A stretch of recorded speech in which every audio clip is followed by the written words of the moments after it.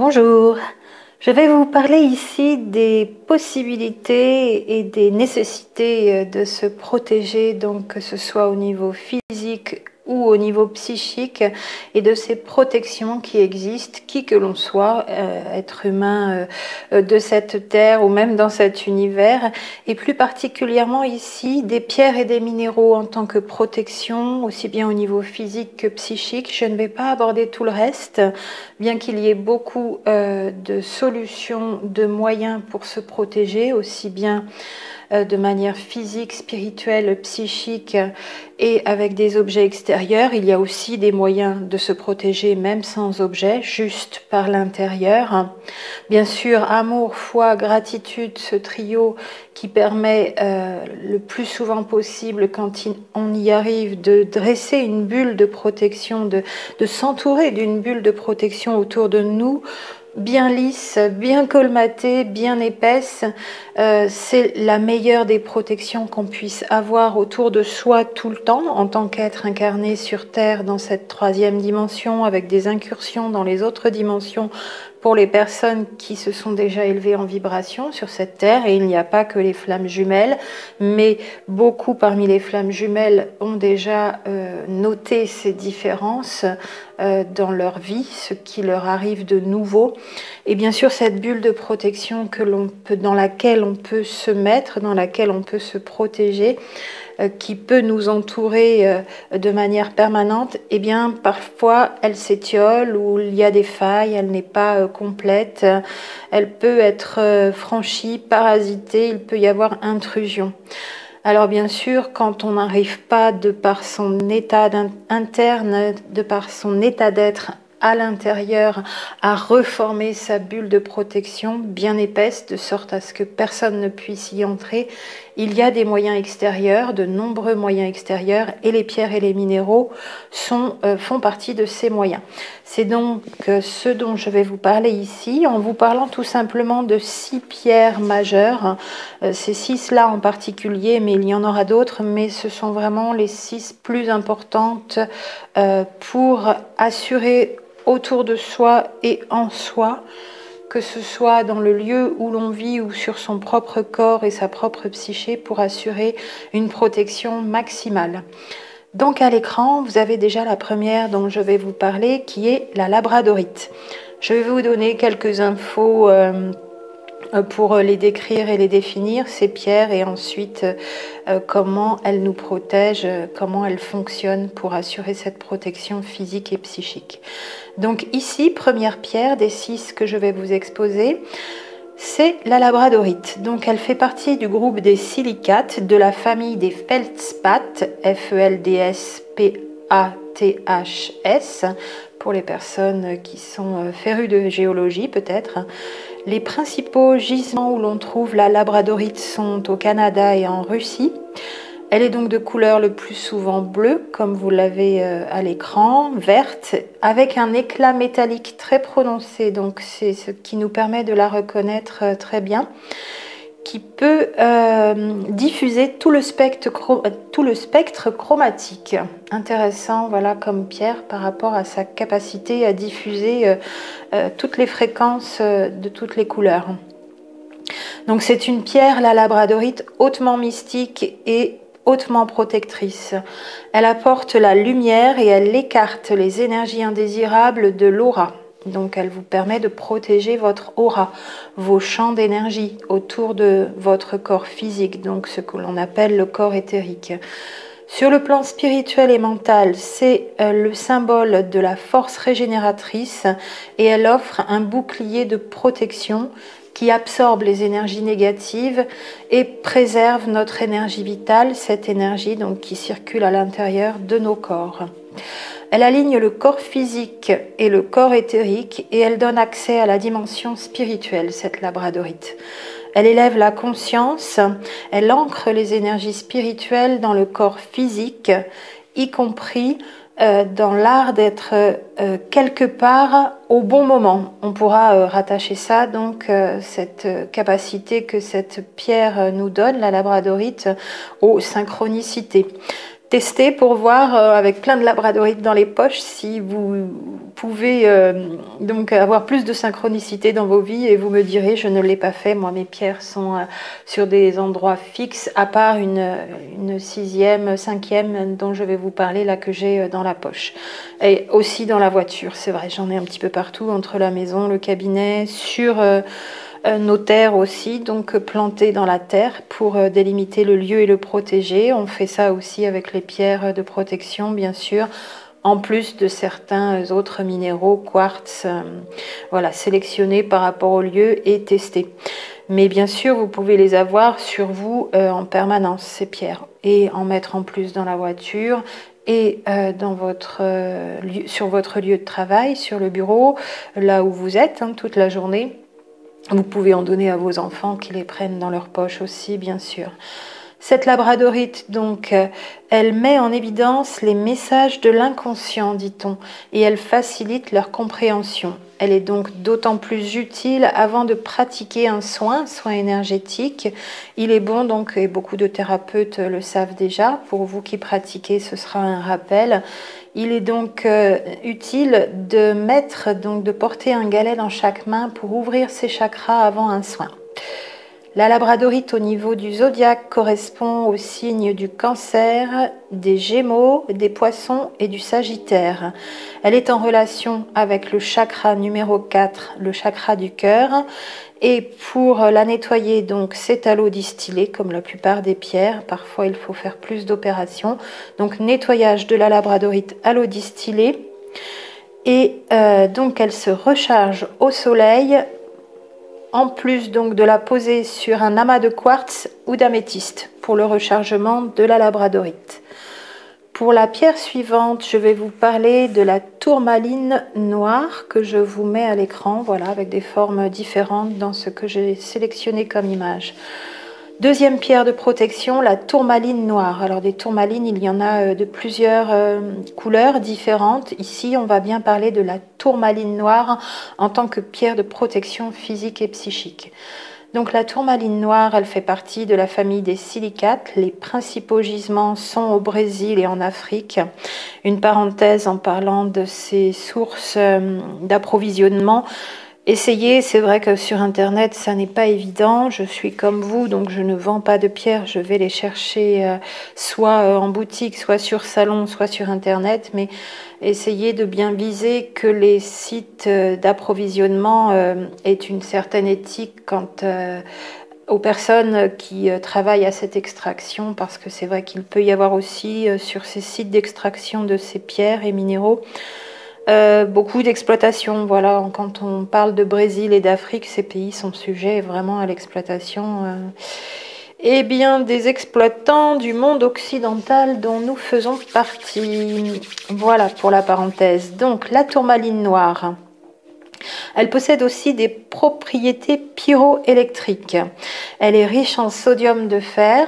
Sur le plan spirituel et mental, la tourmaline noire nettoie et purifie et transforme l'énergie dense, donc des forces lourdes qu'on peut avoir sur Terre, des énergies lourdes, en vibrations beaucoup plus légères pour la transmutation de cette énergie dense. Grâce à la tourmaline noire. C'est une pierre d'ancrage de l'énergie spirituelle, elle aligne tous les chakras et elle forme un bouclier protecteur autour du corps physique, donc, et en protégeant aussi notre corps éthérique. Elle dévie vers la terre toutes les ondes négatives et encore, donc, elle aligne effectivement tous les chakras. Voilà. La tourmaline noire qui forme un bouclier protecteur autour du corps dévie vers la terre les ondes négatives du lieu aussi. Voilà, je n'avais pas terminé la phrase. Elle dévie vers la terre les ondes négatives du lieu où vous êtes, en les absorbant, en permettant au lieu de les absorber. Et elle offre une protection contre les champs électromagnétiques. Ça, c'est intéressant aussi. Donc, contre les champs électromagnétiques de tous vos appareils, que ce soit donc votre lieu de travail avec votre ordinateur au bureau. Ce ne sont pas les champs électromagnétiques les plus importants, mais ça en fait partie et ça surajoute à tous les autres. Ou les champs électromagnétiques dans la maison, bien sûr, et l'électrosmog environnant dehors. Donc la tourmaline noire également purifie l'aura, écarte les blocages, elle disperse l'énergie négative, toujours et encore, et elle met en évidence des solutions aux problèmes spécifiques. Ça, c'est intéressant aussi. Donc, elles sont toutes protectrices, ces 6 pierres dont on parle ici ensemble, mais certaines ont une spécificité supplémentaire. Je vous laisse vous y reporter et faire votre choix si vous n'en choisissez qu'une au départ. Si vous ne faites l'acquisition que d'une ou deux de ces pierres, elles ont leur spécificité, à vous de les choisir en fonction de ces spécificités, alors qu'elles sont toutes plus généralement donc des pierres de protection psychique et physique. Bien sûr, si vous avez les 6, évidemment, c'est encore mieux. Ça peut s'acquérir au fur et à mesure. On peut en acquérir une, puis 2, voilà. Ou les 6, si vous avez envie de les acquérir tout ensemble, ou si vous le pouvez. La tourmaline noire, encore, écarte les pensées négatives. Elle favorise une attitude plus décontractée, avec des processus logiques et clairs, plus rationnels au niveau psychologique et intellectuel. Ça peut être intéressant donc pour les personnes qui étudient jeunes ou moins jeunes. Donc c'est une pierre essentielle au moment de tout travail de méditation encore. Au niveau du zodiaque, elle correspond aux signes du Cancer, Capricorne, Sagittaire et Scorpion. La tourmaline noire agit sur tous les chakras. Elle est à purifier à l'eau distillée. Elle se recharge au soleil et sur des géodes, donc des amas de quartz et d'améthyste comme la précédente. Nous passons à la 3e pierre que nous sommes en train d'évaluer ici comme pierre protectrice, qui est, je vous la mets à l'image aussi, la cacoxénite. Là, alors non, ça c'est l'œil céleste, je ne me trompe pas, voilà, c'est cette pierre marron. Donc dans des tons jaune doré à brun, ici elle est assez foncée, celle que je vous ai mise à l'écran. Cacoxénite, donc C-A-C-O-X-E-N-I-T-E. Elle a encore d'autres noms, voilà, que je ne vous ai pas mis ici. Vous les trouverez en les recherchant sur Internet quand vous allez peut-être vouloir en acheter une. Donc, c'est du phosphate d'aluminium ferreux, cette cacoxénite. Donc, elle a un système cristallin hexagonal et elle a été découverte récemment, au 19e siècle. Donc, c'est pas une pierre très anciennement connue, comme beaucoup d'autres. Voilà, 19e siècle pour sa découverte. Intéressant aussi du fait qu'elle ait un système cristallin hexagonal. On la nomme pierre aux 999 propriétés. Alors, je n'ai pas trouvé la liste de ces 999 propriétés. Ça aurait été un peu long de toute façon ici. J'essaye de faire court en vous présentant ces 6 pierres protectrices. Elle offre un bouclier énergétique complet. Elle renvoie vers l'émetteur les attaques. Elle transforme les basses vibrations en hautes vibrations spirituelles. Elle émet donc une énergie protectrice, des énergies protectrices valables dans tous les domaines. Pour le zodiaque, elle est en relation avec les signes du Sagittaire, du Verseau et des Poissons. Et au niveau des chakras, donc elle est en relation avec 3 chakras cette fois. Le plexus solaire, 3e chakra, le frontal, 6e chakra, ou 3e œil, en relation avec le 3e œil, et le dernier et 7e des 7 principaux chakras, si on ne parle que des 7 et pas des 12, donc le 7e chakra, le chakra coronal. De la même façon, il est nécessaire de la purifier dans de l'eau distillée. Et par contre, celle-ci, ce sera la seule des 6 où vous l'entendrez de cette façon-là. Pour le rechargement, c'est plutôt la nuit. Voilà, c'est mieux de recharger cette cacoxénite la nuit Et encore une fois, de la même façon, pour le rechargement, après l'avoir nettoyé à l'eau distillée, recharger sur une améthyste, donc sur la pierre, sur un amas d'améthyste ou de cristal de roche. Voilà, différents aussi, puisque les 5 autres sont sur quartz et améthyste pour le rechargement. Ici, donc, c'est la seule où c'est plutôt la nuit, et à recharger sur un amas d'améthyste ou dans une géode, hein, si vous avez vraiment ces grosses pierres beaucoup plus volumineuses dans lesquelles vous pouvez mettre vos plus petites pierres, donc une géode, soit d'améthyste, soit de cristal de roche. Voici pour cette troisième pierre, donc la cacoxénite. Nous passons à la quatrième, l'œil de tigre, qui vous est peut-être plus connu, ici en forme de cœur. Donc toutes ces pierres, bien sûr, certaines plus que d'autres, se portent en bracelet, en pendentif, en collier, dans la poche. Voilà, vous pouvez les mettre aussi sur un porte-clés. Elles ont diverses formes, donut, cœur, plus brut ou poli, en pierre roulée, donc en perles pour les bracelets et les colliers. On peut avoir aussi des bracelets et des colliers en forme de petits cailloux pour ces pierres de protection et ces minéraux, donc, qui sont moins chers souvent tant que la forme n'est pas façonnée jusqu'à avoir des perles bien rondes. Et bien sûr, plus les perles sont grosses, plus les prix augmentent dans ce que vous trouverez. L'œil de tigre, très joli aussi, strié comme ça. Donc l'œil de tigre, c'est une variété de quartz considérée comme une pierre fine avec une structure fibreuse. Et vous voyez les stries sur ce cœur d'œil de tigre à l'écran. De la même façon, c'est une pierre de protection utilisée comme talisman contre les influences négatives et les malédictions. Donc sa couleur, vous voyez, brun clair à brun foncé avec des incursions, des stries. Sur le plan énergétique, elle a des propriétés comme celle d'un miroir qui renvoie toutes les énergies négatives à son émetteur. Donc les énergies négatives, on aime d'autant plus qu'elles soient renvoyées à la Terre, comme la fonction d'une prise de terre. Quand on parle d'énergie renvoyée à son émetteur, c'est aussi renvoyé à la Terre.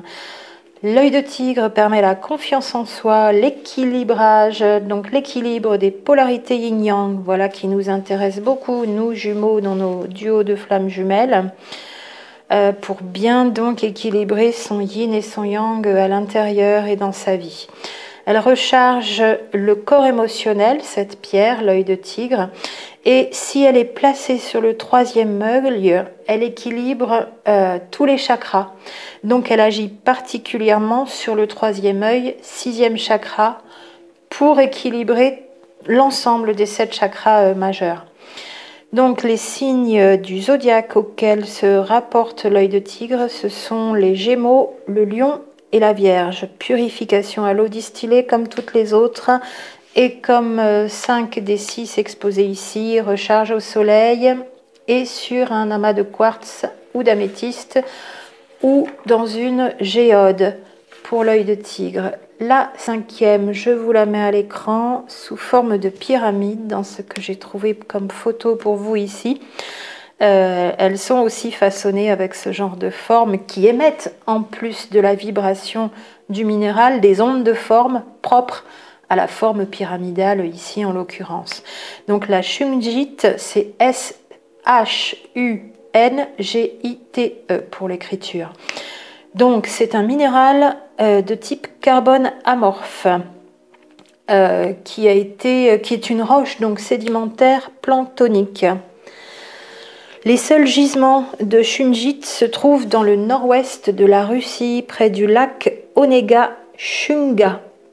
S-H-U-N-G-A, donc O-N-E-G-A, Onega, plus loin Shunga, S-H-U-N-G-A. Et elle a cette particularité de contenir des fullerènes. Alors pour les personnes qui s'intéressent à la tenségrité, vous saurez déjà ce que sont les fullerènes. Donc c'est une forme qui se rapproche de la sphère, de l'ellipsoïde, similaire au graphite, donc avec des composés en anneaux hexagonaux.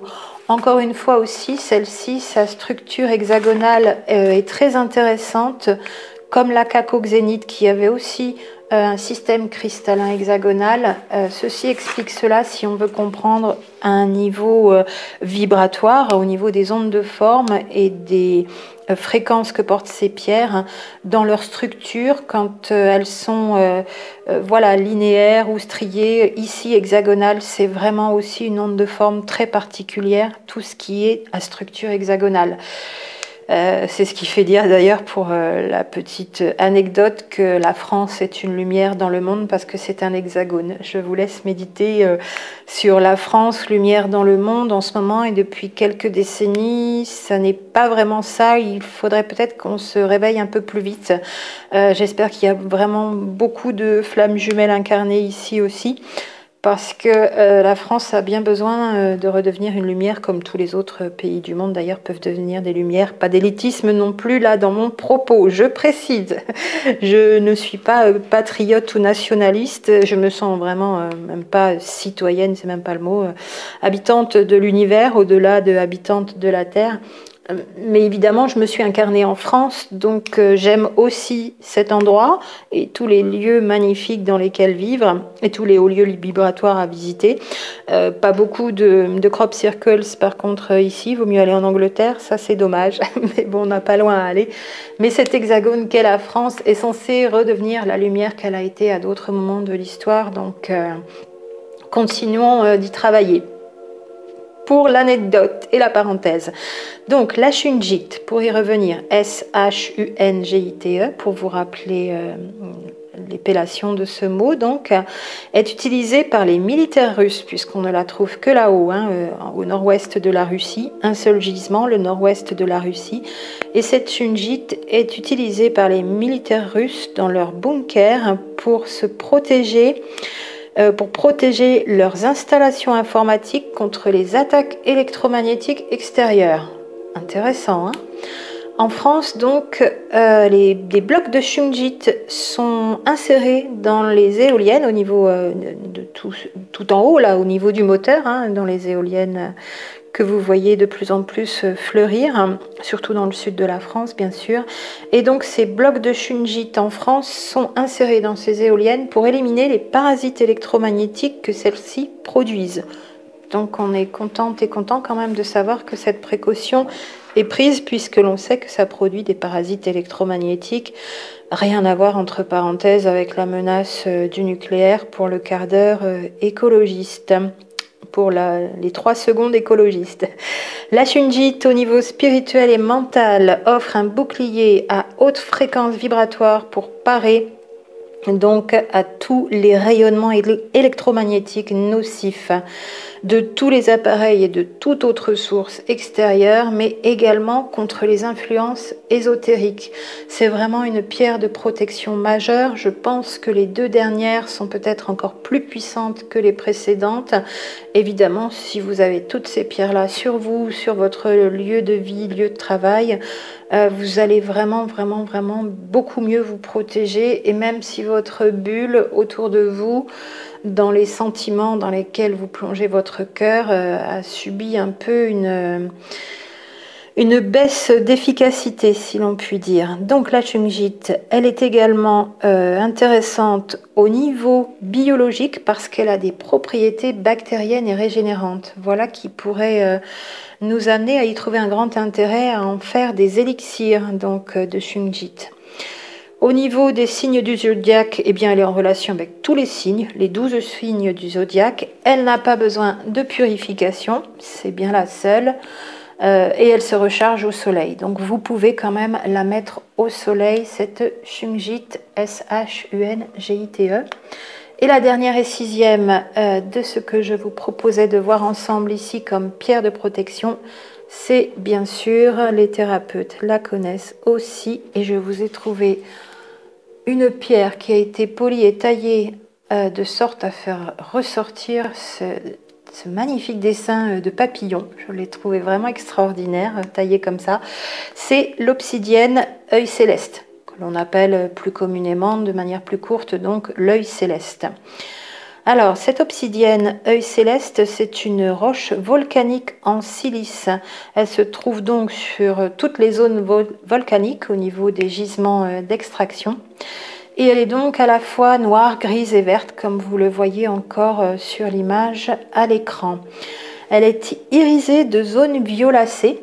C'est ce qui fait que celle-ci, taillée en permettant de lui donner une forme de papillon, c'est bien entouré avec ce violet irisé.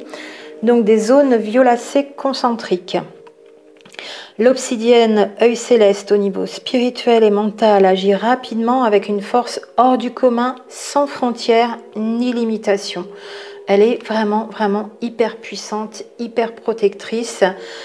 Par rapport aux 5 autres, une précaution supplémentaire, même si c'est vrai avec toutes les pierres qui sont non pas des êtres vivants à l'instar des animaux, mais qui ont aussi une information, une vibration, et elles doivent être prises en considération comme n'importe quelle autre manifestation de la création dans le monde vivant.